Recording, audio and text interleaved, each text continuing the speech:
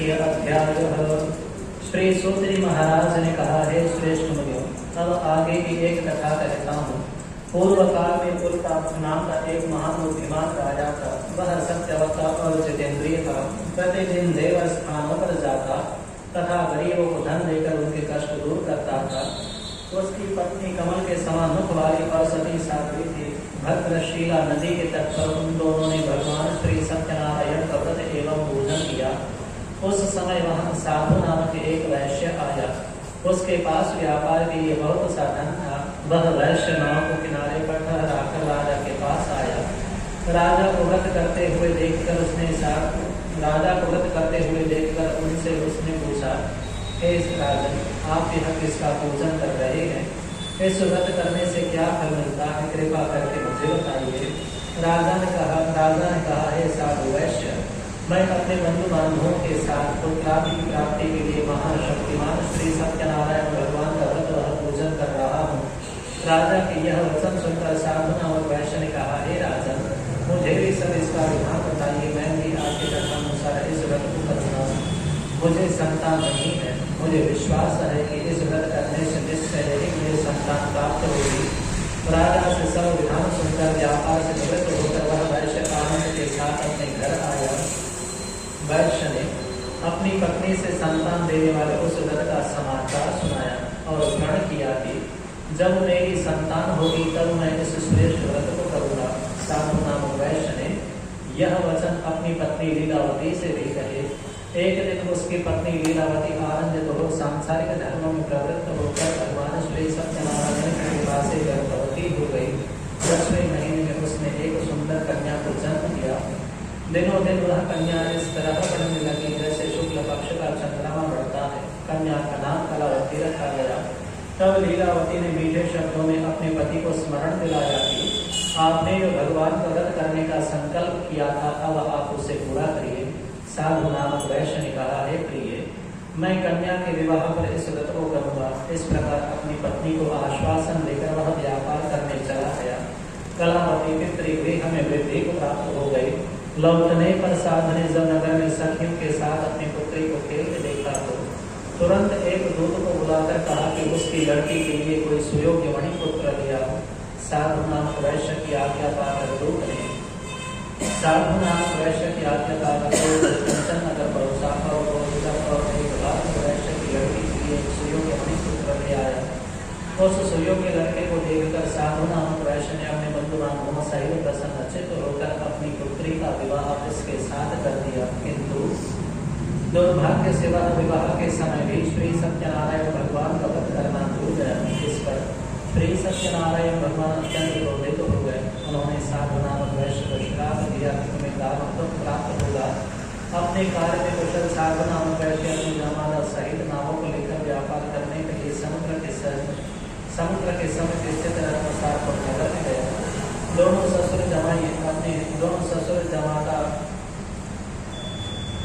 ससुर व जमाता भगवान श्री सत्यनारायण सुंदर नगर में व्यापार करने लगे। एक दिन भगवान दोनों ससुर व जमाता राजा चंद्रकेतु के उस नगर में व्यापार करने लगे। एक दिन भगवान श्री सत्यनारायण की माया से प्रेरित एक चोर राजा का धन चुरा कर भागा जा रहा था। राजा के दूतों को अपने पीछे वेग से आते देखकर चोर ने घबराकर राजा के धन को वही गांव में चुपचाप रख दिया जहां वे ससुर और जमाई ठहरे हुए थे, और चोर वहां से भाग गया। जब दोनों ने राजा के धन को नाव में रखा देखा तो दोनों ससुर व जमाता को बांधकर ले गए और राजा के समीप जाकर बोले, हम ये दो चोर पकड़ कर लाए हैं, देख कर आज्ञा दें।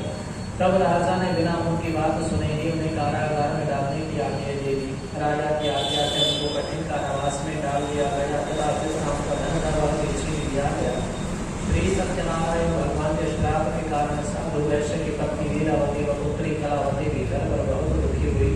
उनके घर में रखा धन चोर चुरा कर ले गए। शारीरिक व मानसिक पीड़ा तथा भूख प्यास से अतिदुखित हो भोजन की चिंता में कलावती कन्या एक ब्राह्मण के घर गई। वहां उसने एक ब्राह्मण को श्री सत्यनारायण जी का व्रत एवं पूजन करते देखा। उसने कथा सुनी तथा प्रसाद ग्रहण करके रात को घर आई। माता ने कलावती से पूछा, हे पुत्री, तो अब तक कहाँ रही? वह तेरे मन में क्या है? कलावती ने कहा, हे माते, मैंने एक ब्राह्मण को श्री सत्यनारायण भगवान का व्रत एवं पूजन करते देखा है। कन्या के यह वचन सुनकर साधु नामक वैश्य ने कहा, हे राजन, कन्या के यह वचन सुनकर लीलावती ने भगवान श्री सत्यनारायण के व्रत की तैयारी की और उसने अपने परिवार सहित बंधु बांधवों सहित भगवान श्री सत्यनारायण का व्रत एवं पूजन किया और वर मांगा कि मेरे पति अपने दामाद सहित शीघ्र ही घर लौट आए। साथ ही प्रार्थना की कि हम सबका अपराध क्षमा करो। श्री सत्यनारायण भगवान इस व्रत से संतुष्ट हो गए। उन्होंने राजा चंद्रकेतु को स्वप्न में दर्शन देकर कहा, हे राजन, जिन दोनों वैश्यों को तुमने बंदी बना रखा है वे निर्दोष हैं, उन्हें प्राप्त ही छोड़ दो। उनका सब धन जो तुमने ग्रहण किया है लौटा दो, अन्यथा मैं तेरा धन राज्य पुत्र आदि सब नष्ट कर दूंगा। राजा से ऐसे वचन कहकर महान शोकातुर हो रोने लगा। तब दंडी भगवान बोले, हे मणिपुत्र,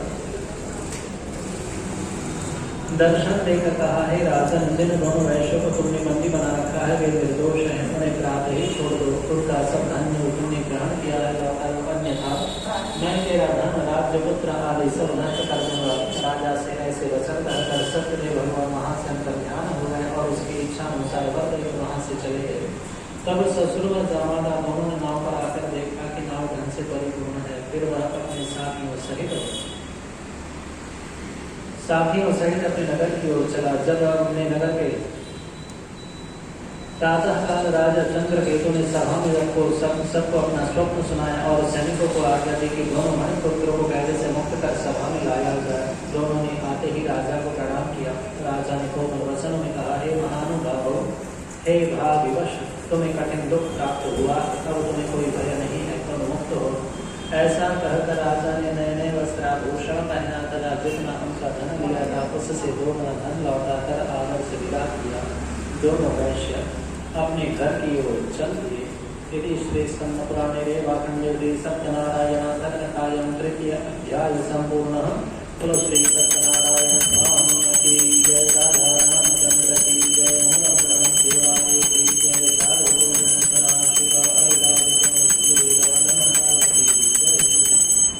अथ चतुर्थ अध्याय। श्री सूतनी महाराज ने आगे कहा, वैश्य ने मंगलाचार करके यात्रा आरंभ की। उनकी थोड़ी दूर आगे बढ़ने पर दंडी वेशधारी श्री सत्यनारायण भगवान ने उससे पूछा, हे साधु वैश्य, तेरी नाव में क्या है? अभिमानी वणिक हंसता हुआ बोला, हे दंडी महाराज, आप क्यों पूछ रहे हो? क्या धन लेने की इच्छा है? मेरी नाव में तो बेल पत्ते आदि भरे हुए हैं। वैश्य का यह कठोर वचन सुनकर लीलावती ने अपने वैश्य का यह कठोर वचन सुनकर कहा कि हे साधु वैश्य, आप क्यों पूछ रहे हो? क्या धन लेने की इच्छा है? मेरी नाव में तो बेल पत्ते आदि भरे हुए हैं। वैश्य का यह कठोर वचन सुनकर धन्य वेशधारी श्री सत्यनारायण भगवान ने कहा, तुम्हारा वचन सत्य हो। ऐसा कहकर वहां से चले गए और कुछ दूर जाकर समुद्र के किनारे बैठ गए। दंडी महाराज के जाने के पश्चात वैश्य ने नित्य क्रिया से निवृत्त होने के बाद नाव को किसी संभाल दिया तथा नाव में बेल पत्ते आदि देखकर मूर्छित हो जमीन पर गिर पड़ा। मूर्छा खुलने पर अत्यंत शोक प्रकट करने लगा। तब उसकी जामाता ने कहा, आप शोक न करें, यह दंडी महाराज का श्राप है, अतः उनकी ही चरण में चलना चाहिए, तभी हमारी मनोकामना पूरी होगी। जामाता की यह वचन सुनकर वैश्य के घर जाकर उसकी पत्नी को नमस्कार किया और कहा, आपकी माया से ब्रह्मा, और उसने कहा कि हे भगवान, आपकी माया से ब्रह्मा आदि देवता भी आपके रूप को नहीं जान पाते, तब मैं अज्ञानी भला कैसे जान सकता हूँ? आप प्रसन्न हो, मैं अपनी सामर्थ्यता के अनुसार पूजा करूँ, मेरी रक्षा करूँ, पहले के समान मेरी नौका को धन से परिपूर्ण कर दो। उसके भक्ति युक्त वचन सुनकर सत्यदेव भगवान प्रसन्न हो गए और उसकी इच्छा अनुसार वर देकर वहां से चले गए।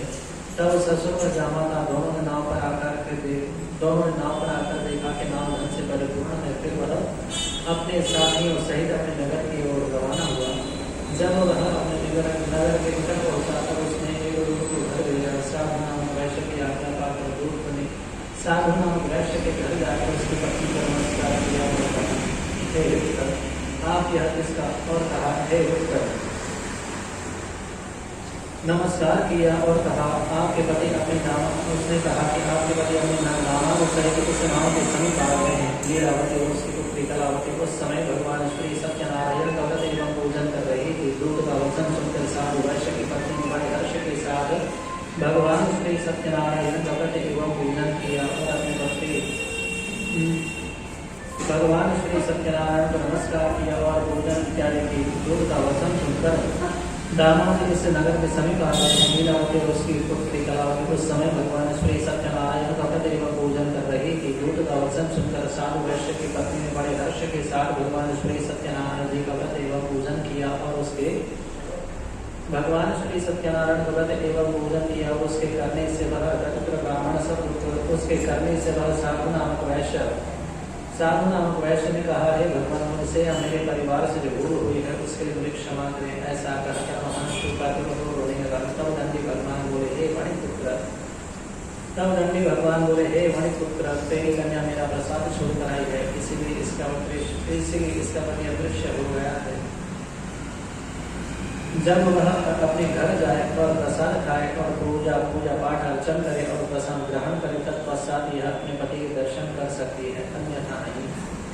तब कलावती ने भगवान श्री सत्यनारायण की बात मानकर उसने श्री सत्यनारायण जी का नाम लेके जो अर्पण किया उसे प्राप्त हो।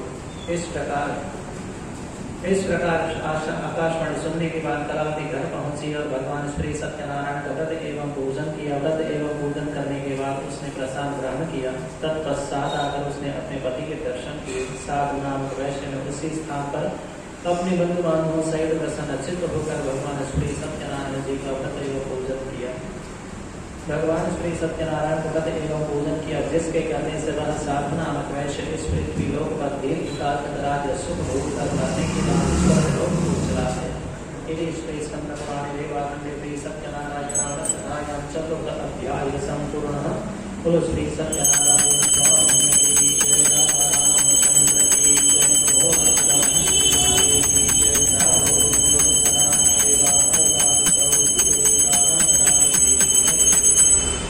राधा रामचंद्र की जय। श्री सूत जी महाराज ने कहा, हे ऋषि, मैं एक और भी कथा कहता हूँ, उसे सुनो। प्रजापालन लील में तुंगध्वज नाम का एक राजा, उसने भी भगवान श्री सत्यनारायण का प्रसाद त्याग कर बहुत दुख पाया। एक समय वह राजा वन में वन्य पशुओं को मारकर बड़ के वृक्ष के नीचे आया, परंतु राजा देख कर भी अभिमानवश न तो वहां गया और न ही सत्यदेव भगवान को नमस्कार ही किया। जब वालों ने भगवान का प्रसाद उसके सामने रखा तो वह प्रसाद त्याग कर अपने नगर की ओर चल दिया। नगर पहुंचते ही उसने देखा कि उसका सब कुछ नष्ट हो गया है। राजा समझ गया कि यह सब सत्यदेव भगवान ही किया है। राजा उसी स्थान पर वापस आया और वालों के समीप जाकर विधिपूर्वक भगवान श्री सत्यनारायण का व्रत एवं पूजन किया। इसके करने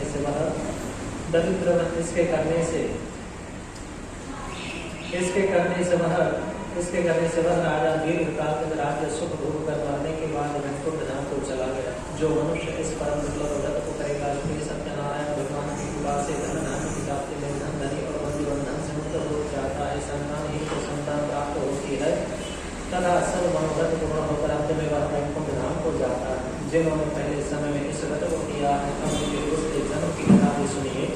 शतानंद नामक वृद्ध ब्राह्मण ने सुदामा के रूप में जन्म लेकर भगवान श्री कृष्ण की भक्ति कर मोक्ष को प्राप्त किया। उनका नाम के महाराजा राजा दशरथ बने, जिन्होंने श्री रंगनाथ का पूजन कर अंत में वैकुंठ धाम को जिन्होंने उल्कामुख नाम के महाराजा राजा दशरथ बने और श्री रंगनाथ का पूजन कर वैकुंठ को प्राप्त हुए। साधु नामक वैश्य ने धर्मात्मा और सत्यपति के राजा मोर बनकर अपने पुत्र को आगे से जीवित मोक्ष को प्राप्त किया। अगले जन्म में गोह नामक निषाद राजा हुआ, जिसने भगवान श्री रामचंद्र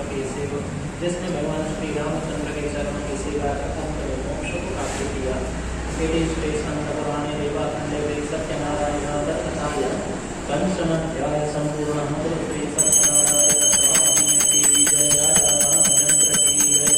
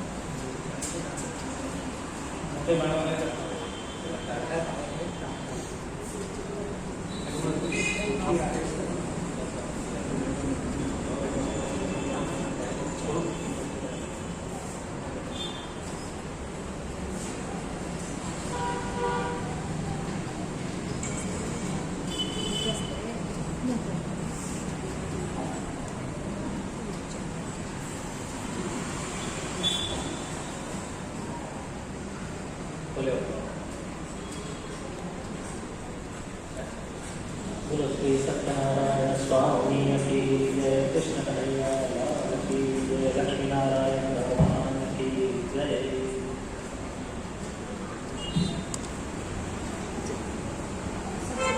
बोलो श्री सत्यनारायण स्वामी की जय, कृष्ण कन्हैया लाल की जय, महालक्ष्मी माता की जय।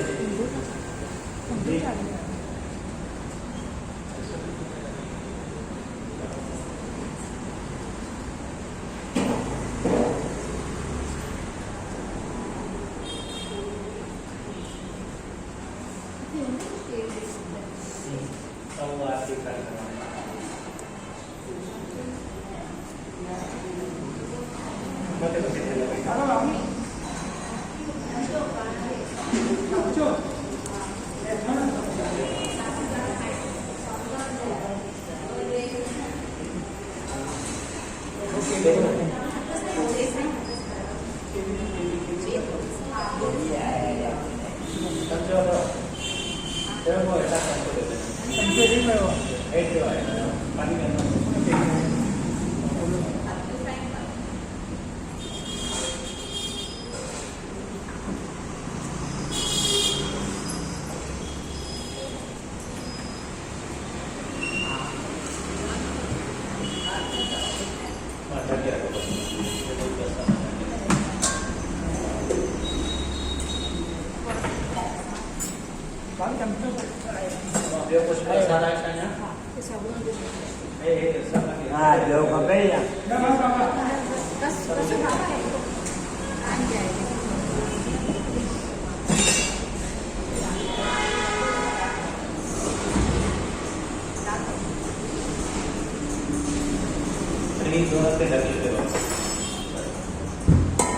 सेव गोठे तथा पानी में संजल गोल माशे भगवान ने गोल लगा शे कटोरे में माने होता है कई तरह गोल हुआ ओम नाम ध्या आसेनंद शकोषि हनोय समवंतः पद्यां भूतशः भद्रदालोकां अकल्पयं नमः सरह दासमप्राणितदर्शय ओम प्राणां स्वापान स्वाम्यानां स्वादानां समानां स्वाहा नैवेद्यं निवेदयामि भगवते सत्यनारायणाय नमः निकृतोज्जल चंद्रवै गोल मास्के एक जमीन रचना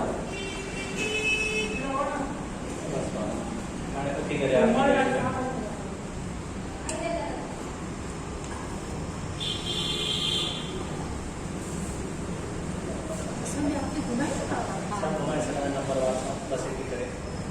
बोलो श्री सत्यनारायण स्वामी की जय।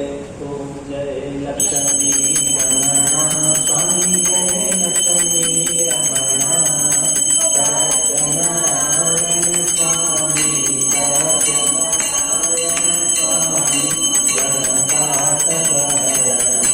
ओम जय लक्ष्मी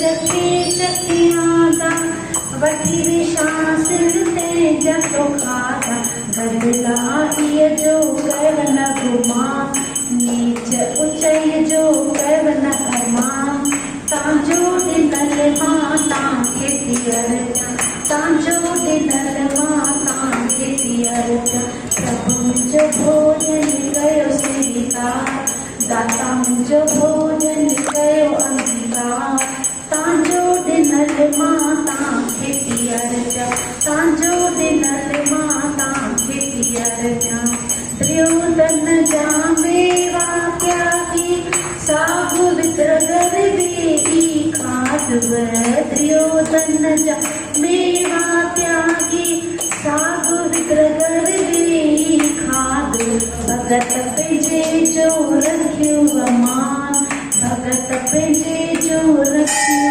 शान तांजो दिनल माता खेतियर तांजो दिनल माता खेतियर प्रभु मुझो भोजन कयो स्वीकार दाता मुझो भोजन कयो अंगीकार तांजो दिनल माता खेतियर तांजो दिनल माता खेतियर जियं ता कई आंगन संभलाई राजी क्यों हरि शंकर सदाई जियं ता कई आंगन संभलाई राजी क्यों हरि सत्यनारायण स्वामी भोग खाए सत्यनारायण स्वामी भोग खाए भोलेनाथ तांजो दिनल माता खेतियर तांजो दिनल माता खेतियर प्रभु मुझो भोजन कयो स्वीकार दाता मुझो भोजन कयो अंगीकार तांजो दिनल माता खेतियर तांजो दिनल माता खेतियर बोलो सत्यनारायण स्वामी की जय हर हर महादेव की जय।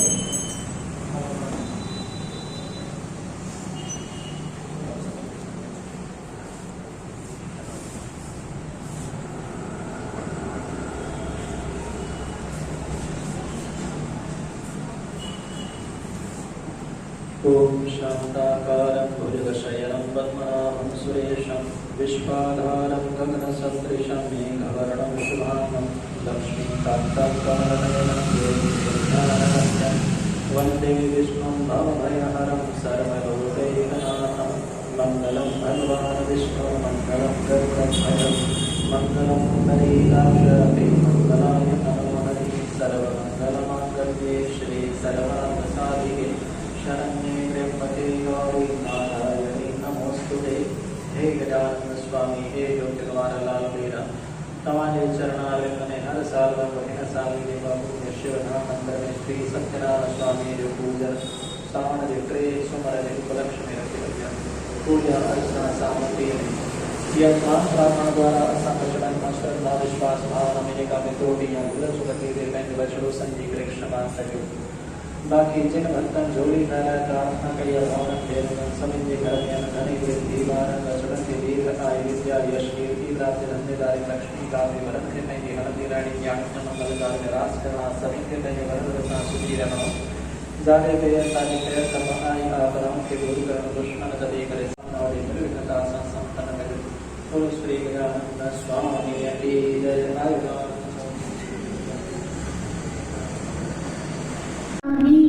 आने आसाऊं आई हो जो व्यापारी हर नाम जा अचन जे आस करे लाल तो वट गोट गणा व्यापी दातर दे हमें तो में मर्द मना हाणे जोशी जुग गणा ओ जो आई मां कल जुग में आई मां कल